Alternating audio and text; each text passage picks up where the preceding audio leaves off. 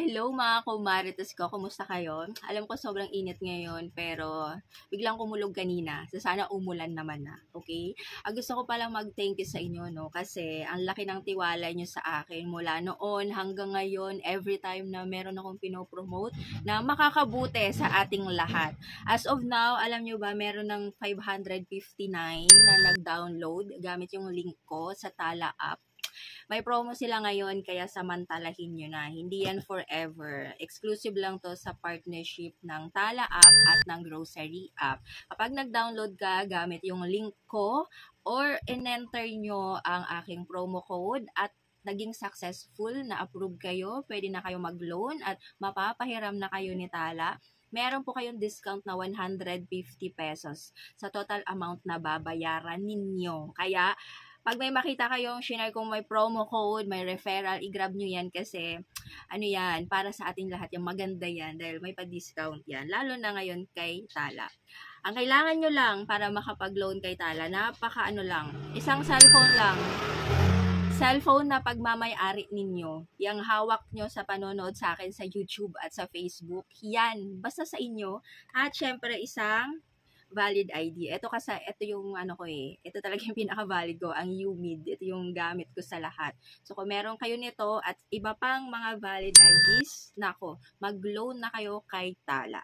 Hindi kailangan natin dera ka ha, or katulad ko may sari-sari store or may online business. Kahit na simpleng nagtatrabaho ka lang, kahit sino, hindi kailangan i-CI dito, hindi kailangan ng proof of billing or pupuntahan ka pa sa location nyo. Walang ahente si Tala. Lahat ng transactions ay nasa loob lang ng inyong Tala app. Pag nag-download kayo, mag-register kayo, basta may cellphone kayo, yung Android lang, di kailangan iPhone at isang valid ID, pwedeng-pwede kayong ma-approve sa pag-loan kay Tala app. Ganun lang kasimple. Yvonne, paano ba at saan makikita ang referral link mo? Siyempre, kailangan nakafollow ka sa aking FB page dahil doon ako nagpo-post ng mga updates. Ito kakapost ko lang and tinuturuan ko kayo kung saan nyo pwedeng i-download. I-click nyo lang yung link na makikita nyo, mapupunta kayo diretso sa Play Store. Ang kailangan nyo lang ay i-install ito at antayin na ma-download sa Android cellphone ninyo. Okay, so pag lumabas na yan, how did you hear about Tala app? Pwede nyo i-click ang online ad.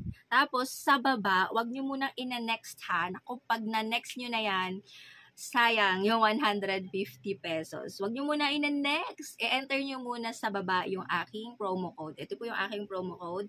Big letter po lahat yan. Big letter O yan ha. Hindi yan 0. At big letter I po yan. Hindi yan small letter L. Kasi nag-i-invalid dahil akala ng iba 0, akala ng iba L. Pero big letter I. Okay? So, enter nyo muna yan. Enter promo code. Diyan natin malalaman na may discount tayo, 150 pesos. So, napaka-importante ng promo code na yan bago kayo mag-next. For example, na-approve kayo sa halagang 2,000 pesos. At gusto mo ito bayaran sa loob ng 30 days. So, ang total nun ay 2,338.80. Pero dahil ginamit mo ang aking referral code, may discount ka na 150 pesos. Ayan, 2,188.80 na lang yung babayaran mo. Yan na lang siya.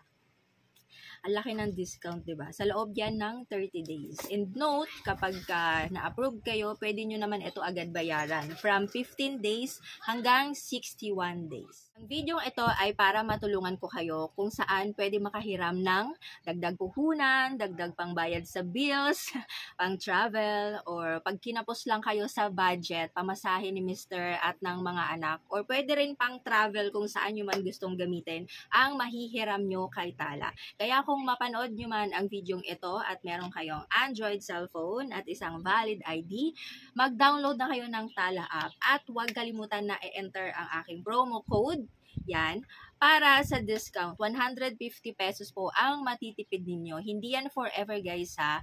Promo lang yan in partnership with grocery. So, limited time offer. Kaya ano pang inaantay nyo? Mag-download na kayo ng Tala app. Kung may tanong pa kayo, pwede kayong mag-comment sa baba or i-check nyo yung album ko about sa Tala para makita nyo doon yung iba't ibang post ko na legit si Tala app.